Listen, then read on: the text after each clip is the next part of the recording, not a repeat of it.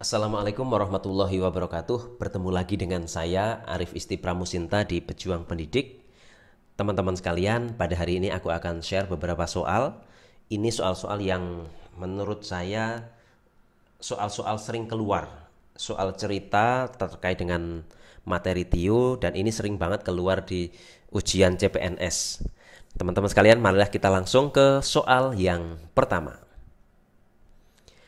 Naomi mempunyai 3 botol minum air mineral yang menjadi favoritnya, di mana masing-masing berukuran 1,5 liter, 1 liter, dan 2 liter. Setelah ketiganya terisi penuh, ternyata setelah 7 hari terjadi penyusutan isi air sebesar masing-masing 8%, 15%, dan 9%. Naomi memutuskan untuk memasukkan separuh dari air tersebut ke dalam 1 botol. Maka, berapakah total air yang tersisa di ketiga botol tersebut? Jadi ada seorang gadis namanya Naomi, gitu ya, punya 3 botol minum air mineral, kemudian ukurannya adalah 1,5, kemudian 1 liter dan 2 liter. Jadi ada 3, yang pertama adalah 1,5 liter, yang kedua 1 liter, yang ketiga adalah 2 liter. Ketiganya terisi penuh, berarti kalau terisi penuh kita boleh jumlahkan ya. 1,5 tambah 1 tambah 1, 4,5 liter. Kemudian ternyata setelah 7 hari terjadi penyusutan isi air sebesar masing-masing 8%. Ini 8%, kemudian ini 15%, kemudian satu lagi 9%. Naomi memutuskan memasukkan separuh dari air tersebut ke dalam 1 botol. Jadi ketika sudah susut masing-masing ini tadi ya teman-teman sekalian, ada 8, ada 15, ada 9. Ini separuhnya itu artinya ini ya, nanti separuhnya akan ada di 1 botol. 1 botolnya saya gambar dulu ya teman-teman sekalian. Nah, gini juga bisa nih. Oke. Nah, teman-teman sekalian, ini separuhnya. Separuh dari setelah penyusutan, setelah susut. Maka berapakah total air yang tersisa di ketiga botol tersebut? Nah, setengahnya akan ada di sini, setengahnya lagi ada di masing-masing botol. Masing-masing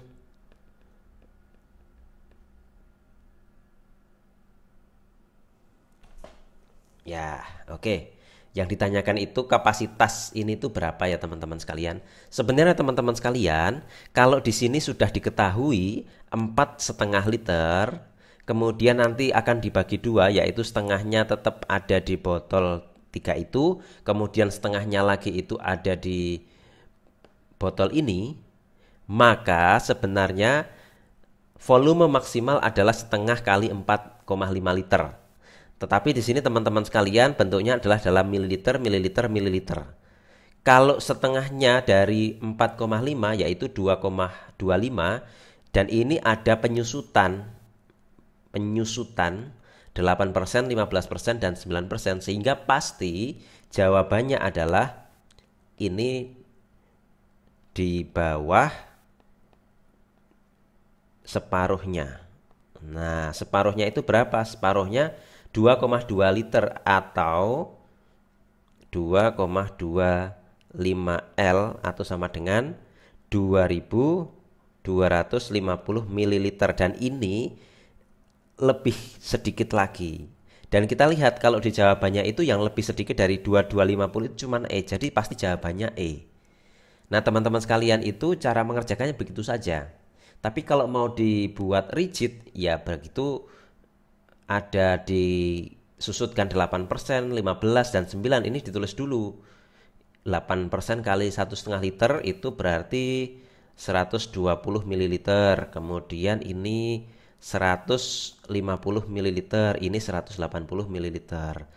Jumlahnya nanti ini adalah 450 ml.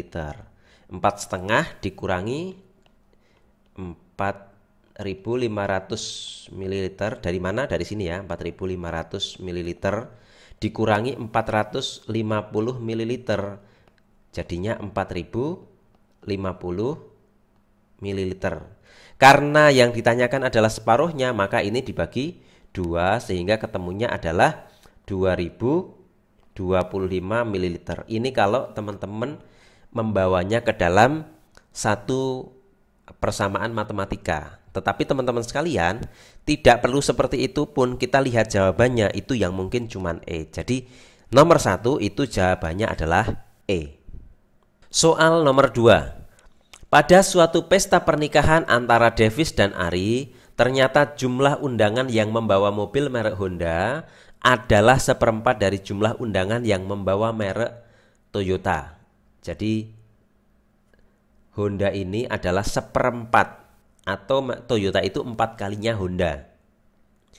Kalau Honda seperempat, berarti sama saja Toyota adalah 4 kalinya Honda. Jika jumlah undangan yang hadir membawa merek Mercedes-Benz adalah 22 undangan, dan ternyata itu hanya 1/8 dari mobil merek Honda, Mercedes-Benz itu ada 22 undangan, itu 1/8 dari merek Honda. Maka berapa jumlah undangan yang tidak membawa mobil? Yang ditanyakan ini. Undangan yang tidak membawa mobil, ya. Jika setiap undangan pasti membawa 1 kendaraan dan total undangannya ada 1.000 orang. Ceritanya teman-teman, di sini berarti ada 1.000 orang undangan. Kemudian semuanya pakai kendaraan bermotor, dan di situ ada yang bawa Mercy atau saya tulis Mercedes-Benz ya, seperti di soal. Kemudian ada yang membawa Honda, ada yang membawa Toyota. Oke. Mercedes-Benz itu hanya 1/8 dari merek Honda. Jadi kalau di sini saya tuliskan perbandingannya dia 1. Kalau dia bilang 1/8, berarti Honda sebenarnya adalah 8 kalinya Mercedes-Benz. Oke. Ini dari sini ya teman-teman sekalian. Oke. Kemudian Toyota berapa? Toyota itu adalah 4 kalinya Honda. Di pernyataan pertama diketahui Honda itu 1/4 dari Toyota. Artinya Toyota itu adalah 4 kalinya Honda. Nah, saya tulis di sini biar teman-teman nggak bingung. 4 kalinya Honda berarti kalau Honda 8, Toyota 32. Jadi begini ya. Kemudian diketahui undangan yang bawa Mercedes-Benz itu ada 22. Ada 22. Teman-teman sekalian bisa beberapa cara untuk mengerjakan. Cara yang pertama, teman-teman bisa langsung kerjakan di sini ya. Kalau 1 itu 22, berarti kalau 8 ya 8 kali 22, 170 berapa? 176. Kemudian Toyota berapa? Toyota berarti 32 kali 22 berapa? 32 kali 22 sama dengan 46 sama dengan 407. Yang ditanyakan kan yang tidak bawa mobil, berarti kita harus menjumlahkan dulu ketiga ini. 704 ditambah 176 ditambah 22, ini ketemunya adalah 209. Sedangkan undangannya ada 1000, berarti 1000 dikurangi 902 sama dengan 98, dan jawabannya berarti yang C. Ini cara yang pertama teman-teman sekalian. Kalau teman-teman nggak mau repot, berarti boleh langsung ya. Di sini kan teman-teman sekalian kita sudah tahu bahwa Mercedes-Benz itu 1, Honda 8, Toyota 32. Berarti totalnya ada berapa? 1 tambah 8 ditambah 32. Ada 41. 41 langsung dikalikan saja 22. Kenapa dikalikan? Karena kita sudah tahu Mercedes-Benz itu yang perbandingannya 1 itu 22. Berarti kalau 41 berarti tinggal dikalikan 22 kali 41, ketemunya adalah 902. 1000 dikurangi 902 sama dengan 98. Jadi jawabannya sama, yaitu C. Oke teman-teman sekalian, jangan lupa untuk tidak hanya melihat, mendengarkan apa yang saya ucapkan, yang artinya itu hanya learn, ya teman-teman sekalian. Ini ada learn di sini di kiri bawah. Tapi teman-teman ikutlah mengerjakan sehingga teman-teman mulai do yang setengah. Karena do itu ada dua, setengah yang pertama adalah ikut mengerjakan, do yang kedua adalah ini ikut mengerjakan apa yang saya tuliskan. Kemudian yang kedua setengahnya lagi adalah ikut buat soal. Jadi PR-nya nanti teman-teman sekalian adalah bikin soal yang mirip. Soal yang pertama adalah soal yang mirip dan dikerjakan. Soal yang kedua itu yang tidak mirip, sesuai imajinasi teman-teman sekalian. Dan yang ketiga teman-teman sekalian adalah teach, teman-teman mengajar. Supaya apa? Supaya nyantel ketika di situ ada soal yang keluar dibolak-balik di ujian, itu teman-teman tetap gampang karena sudah paham konsep dasarnya. Ada yang tanya ke saya, kok di situ soal-soal yang saya pelajari di misalkan platform manapun kok nggak ada yang keluar ya soalnya. Teman-teman sekalian, kalau misalkan mau cari yang keluar, itu pasti hampir tidak mungkin didapatkan. Makanya belajarnya itu bukan hanya konten, bukan hanya, saya tulis ya, bukan hanya konten, tapi juga konteks. Atau kalau konten itu berarti adalah contoh soalnya, konteks adalah pemahaman dasar atau konsep dasarnya. Oke, kita lanjut soal nomor 3. Jika setiap penjualan gula naik 10%, maka akan ada penurunan daya beli sebesar 5% atas gandum. Jika di situ saya langsung tulis karena ini soalnya panjang, lebih baik kita tulis langsung ya. Kalau di situ gula ini ada kenaikan 10%, maka di situ akan berakibat pada menurunnya daya beli gandum sebesar 5%. Maka gandum di situ akan turun 5%. Jika penjualan gandum menurun sampai dengan 10%, maka penjualan minyak baru akan terimbas, yaitu sebesar 5% dan berlaku kelipatan. Jadi ada di situ kalau gandumnya turun 10%, maka minyak akan turun 5% dan berlaku kelipatan. Berarti yang kedua langsung kita tulis ya. Kalau di situ turunnya 10%, maka di situ teman-teman minyak itu akan juga turun sebesar 5%. Selain terimbas penjualan gandum, penjualan minyak juga terimbas karena penjualan ayam. Nah, ini ada gula, ada ayam. Kasihan banget ya gandum ya. Jika penjualan ayam turun 2,5%, maka harga minyak akan terimbas turun X%. Kalau di situ apa teman-teman? Ayam. Misalkan di sini ayam ya. Ayam turun 2,5%, maka di situ akan berimbas pada turunnya penjualan minyak sebesar X%. Oke, sorry tadi aku ngomong gandum ya. Jadi kasihan ya minyak ya. Minyak itu terimbas banyak banget, terimbas karena gula, gandum, ayam gitu ya. Kemudian jika penjualan minyak pada awal mula itu sebelum terjadinya penurunan adalah 10 miliar, maka berapakah jumlah penjualan minyak jika terjadi kenaikan penjualan gula 20% dan penurunan penjualan ayam 12,5%? Nah ini ya teman-teman sekalian, kok minyak ya. Jadi teman-teman sekalian, di situ kalau misalkan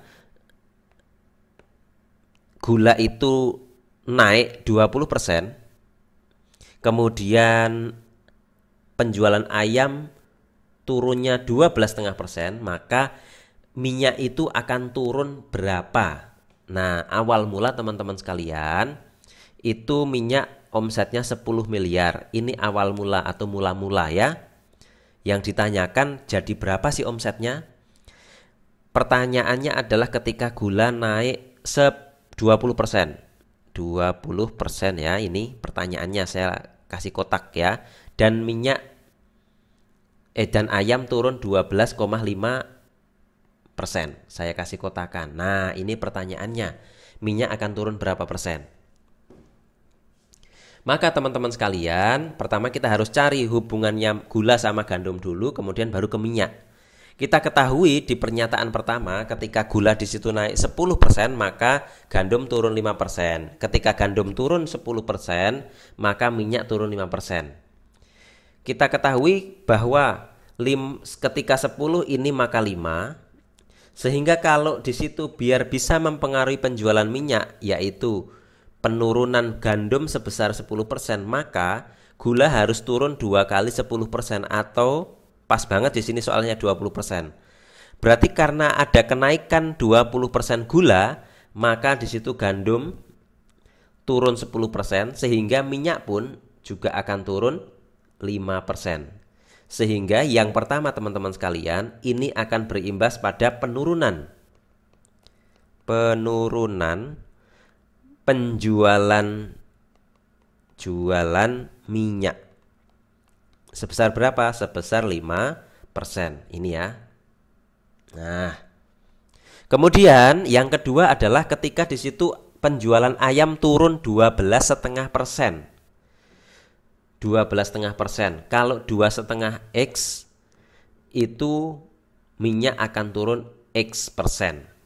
Berarti ini pakai perbandingan lurus ya, perbandingan lurus. Ketika 12,5% itu adalah 2,5x persen atau 2,5x, maka inilah yang dicari ya. Ini yang dicari ketika apa? Penurunan minyak itu adalah 1x atau x ya. 1x. Nah, saya tulis 1x. Di sini x-nya bisa kita buang, ini buang ya.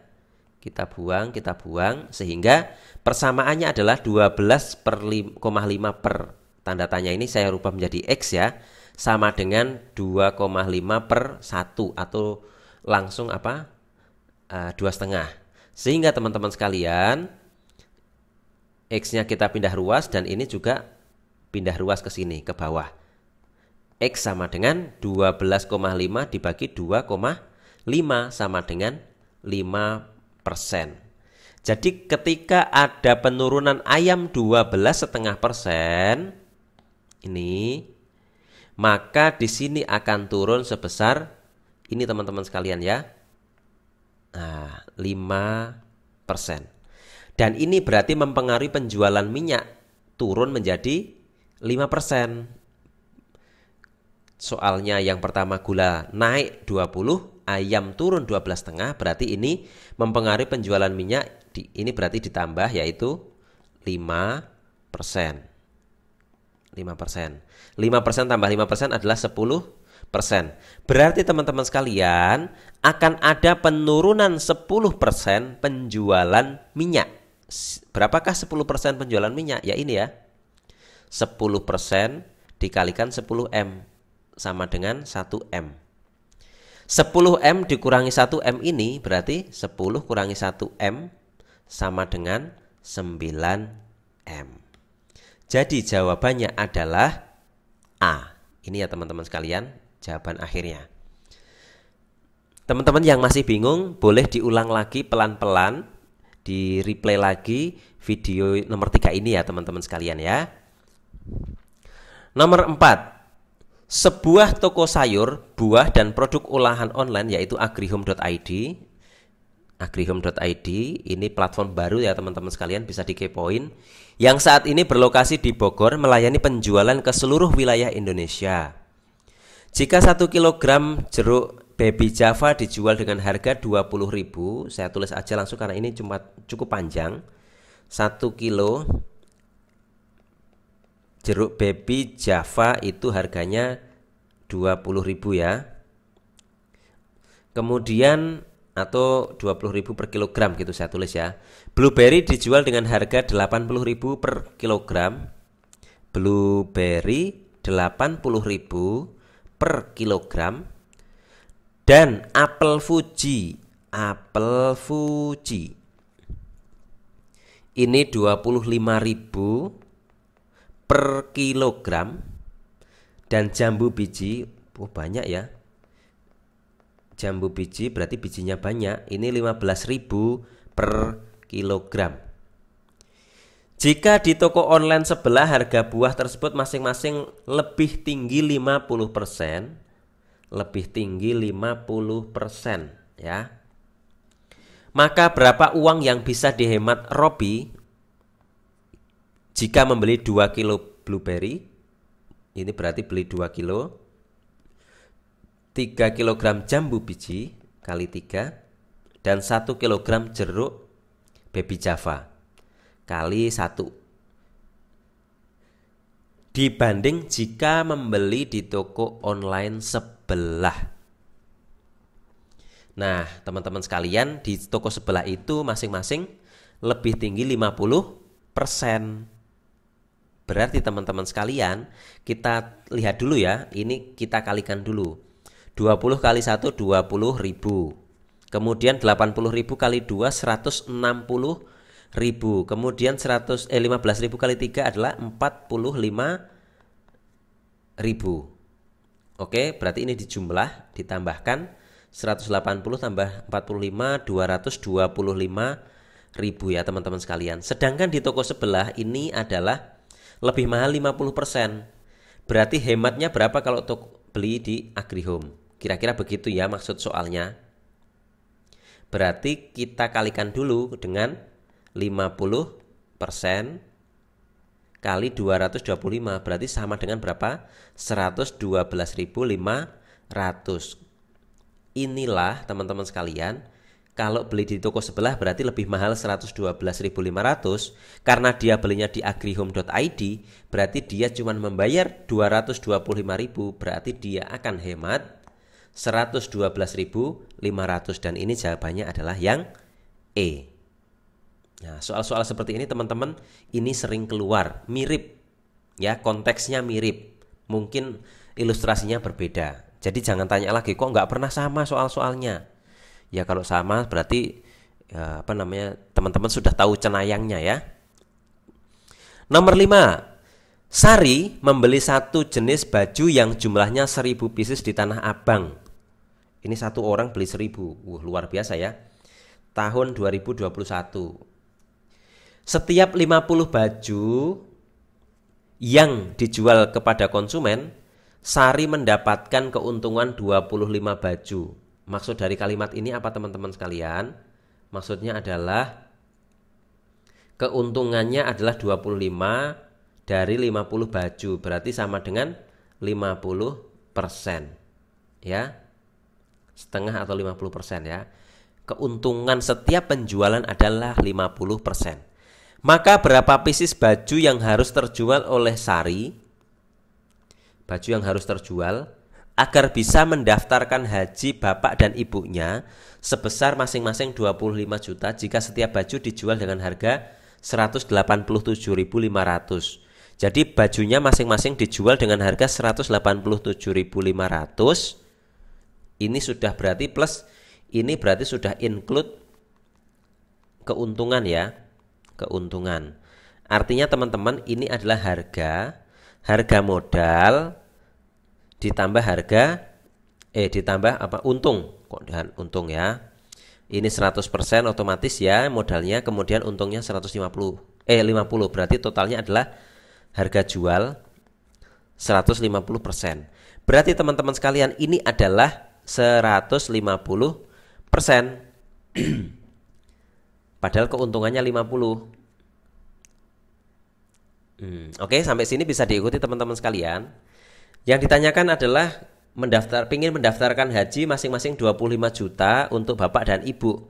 Berarti dibutuhkan uang 50 juta. Dari mana 50 juta? 25 juta ini dikalikan 2. Kenapa 2? Karena bapak dan ibu sama dengan 50 juta.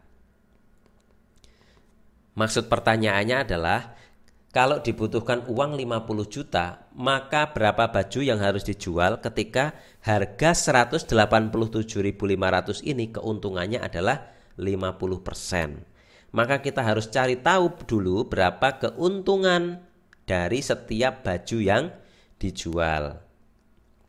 Yang dicari adalah keuntungannya ini 50%. Sedangkan 187.500 adalah 150%. Berarti 50% ini adalah sepertiga dari, kenapa sepertiga? Karena 50% per 150 ya, sama dengan sepertiga. Maka keuntungan itu adalah sepertiga kali 187.500 atau 180 itu 60.000, berarti 67.500 bagi 3, 62.500. Jadi keuntungan setiap penjualan satu baju adalah 62.500. Kalau di situ butuh 50 juta, berarti apa hubungannya? 50 juta dibagi 62.500 sama dengan 6 kali 8 itu baru 40 sekian, 60.000 kali 8 itu 48 juta.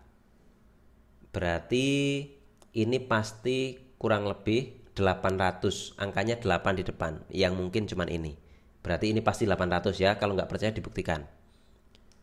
Oke teman-teman sekalian, berarti dibutuhkan minimal terjual 800 pieces agar Sari di situ bisa mendaftarkan haji bapak dan ibunya. Kita doakan ya teman-teman supaya Sari bisa mendaftarkan haji bapak dan ibunya. Amin. Nah teman-teman sekalian, saya ingatkan kembali teman-teman cara belajar TIU. Bukan hanya TIU teman-teman sekalian. TIU, TWK, TKP itu model belajarnya ayo sama. Yaitu apa? Learn, do, teach. Teman-teman bisa ikuti videonya di channel ini juga yang judulnya adalah Rahasia Nilai TIU Bisa Sempurna atau Nyaris Sempurna. Dan teman-teman sekalian jangan lupa juga untuk follow IG aku di pejuang_pendidik. Nanti di sana juga insya Allah akan ada soal-soal harian, teman-teman sekalian bisa ikut mengerjakan di sana dan seru-seruan di sana. Nanti nggak lama lagi insya Allah saya akan giveaway ke teman-teman. Tapi giveaway-nya apa, hadiahnya apa, kemudian challenge-nya apa, nanti menyusul saja karena belum sekarang ya. Demikian dari aku teman-teman sekalian, terima kasih telah menyimak video ini dan semoga teman-teman juga diberikan keberkahan, kemudahan dan Allah ridho menghadiahkannya tahun 2021. Sekian dari aku Arif Isti Pramusinta, pejuang pendidik. Wassalamualaikum warahmatullahi wabarakatuh.